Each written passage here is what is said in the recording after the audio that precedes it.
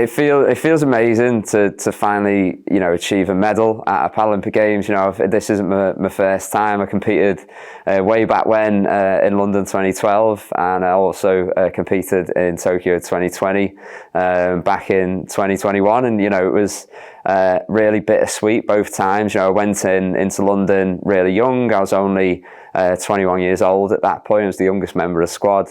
And I went into Tokyo with quite a bad elbow injury. So finally, when you know, the planets align and everything comes right, going to compete in Paris, you know, everything did just come right that day, and getting into the final and winning this lovely shiny silver medal, you know, was a massive dream come true.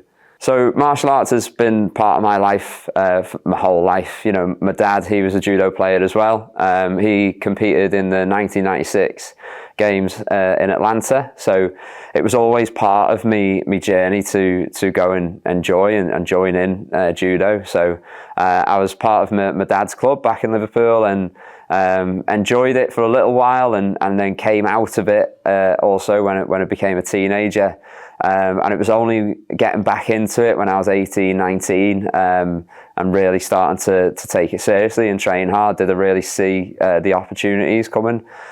So with competing internationally for my country and getting to do training camps all over the world, you know, it was something that I didn't really initially believe that I could ever do. So all these opportunities to do with traveling, but also you know, being proud to wear the red, white and blue colours of the Union flag and be able to travel the world competing for your country. You know, it was really, really inspiring for me, and then being able to do it, yeah, it was a really proud moment. After London 2012, I needed a bit of a break from judo originally, and I started doing athletics, and I actually competed to a really high standard internationally in athletics as well, which is what brought me to Loughborough initially, training at Loughborough with the athletics group there.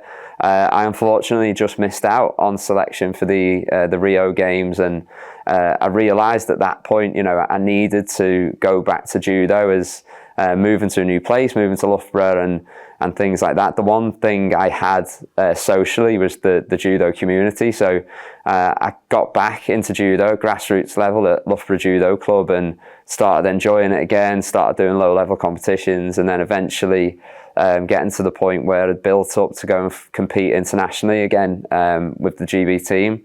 And that's what got me on the road to competing in Tokyo again in 2021. After that, I came out of judo again. As I say, I had quite a bad elbow injury on the run up to Tokyo. I dislocated my elbow, and you know, I had to find a way of enjoying sport again with a low impact. I spoke to a surgeon, and he told me there's a really high chance that I won't do combat sport ever again with the way my elbow was. But you know, I picked up a sport, I picked up rowing at the time, and once again, with my obsessive nature, got very much into it, was training and competing, and ended up training full-time down in Reading at the World Class Performance Centre. It was a very, very different sport. It obviously didn't have the physical element of judo, but I was certainly enjoying it until, unfortunately, my rowing partner getting injured at the time, going into the major championships of that year, which ruled us out. At that point, it really made it clear to me that I need to be in a sport which I can be accountable of everything I do. And when you're on a judo mat, it's you in the middle of the mat, and you know, there's no one out there to help you, and it's the work that you've done off the mat to get to that point that puts you in the position if you're gonna perform or not to the highest level. So you know, going into Paris and coming out of rowing in 2022, you know, obviously it was the best thing for me at the time, and yeah, get my feet back on land and out of the boat was definitely the best thing I did. So you need to be very resilient, and you've got to learn to adapt and also be disciplined when in martial arts, when in most sports competing at the highest level, as it becomes a lifestyle. You know, you need to make sure you're getting enough rest. You need to make sure you're training hard enough and you're eating the right things, and that only becomes, that has to become a lifestyle, as it does take over your life in a way. But the actual learning how to do sport, learning how to do martial arts, it is also very, very rewarding, because you're learning, you're moving through a few new levels, if it's either in belts or through certificates. And yeah, it's a really good way to not just learn and be resilient, but also to learn that discipline and learn how to adapt as well. I've had quite a lot of setbacks in my career. I've had a very long career to this point, much longer than a lot of athletes have in judo, as it is a really high impact sport, especially when you get to elite level. You've got opponents that are really, really strong, really fit, and their aim is to throw you at the floor, because that's what judo is all about.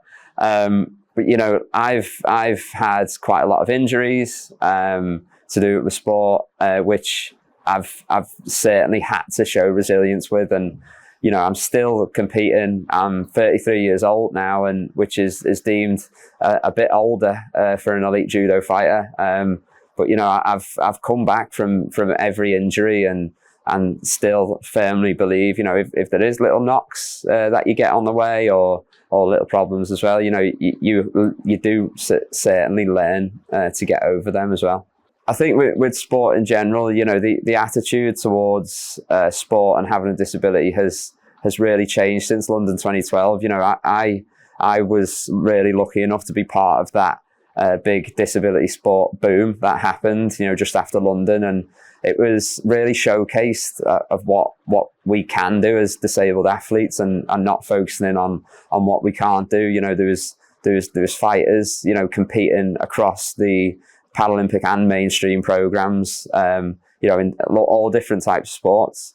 So it has shown at elite level that can happen, and it's amazing, really. And you're seeing different groups or just different attitudes change to allow this accessibility to happen.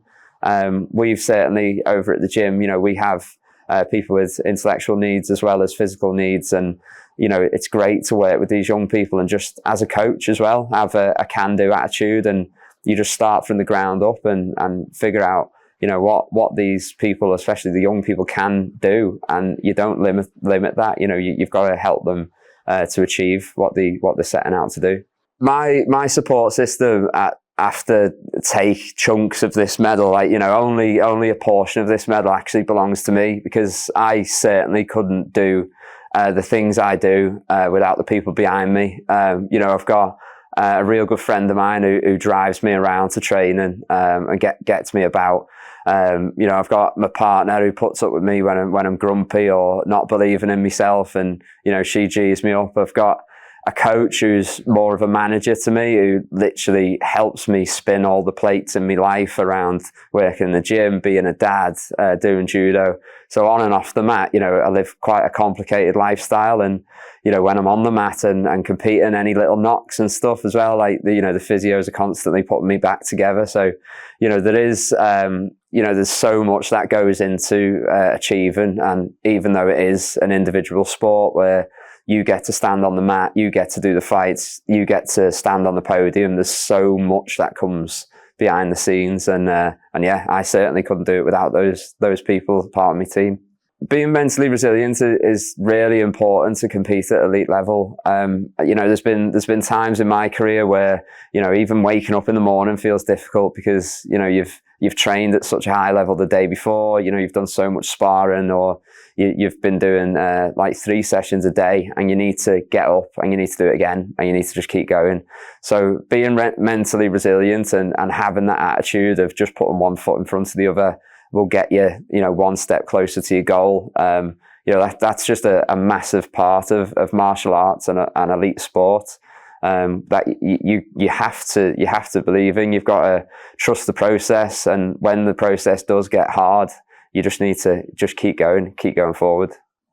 Martial arts has taught me a lot about myself, as well as, you know, taught me a lot of things about life off the mat. You know, in martial arts, you get to learn a lot about adapting, a lot about resilience. And, you know, for me, if I'm in a contest, then there might be loads of different sort of situations, loads of different styles of people that you're fighting. And, you know, these people as well, you know, the contest might go a different way than you expected. So adaptation is also a huge part of martial arts. And, you know, that goes through life for me as well. You know, especially in business, there might be times when you need to adapt to stay with the times, to keep your gym moving forward, and there might be times when you need to adapt to change to keep your current members happy as well. So yeah, you know, adaptation and just showcasing that resilience that you learn through judo and other martial arts as well.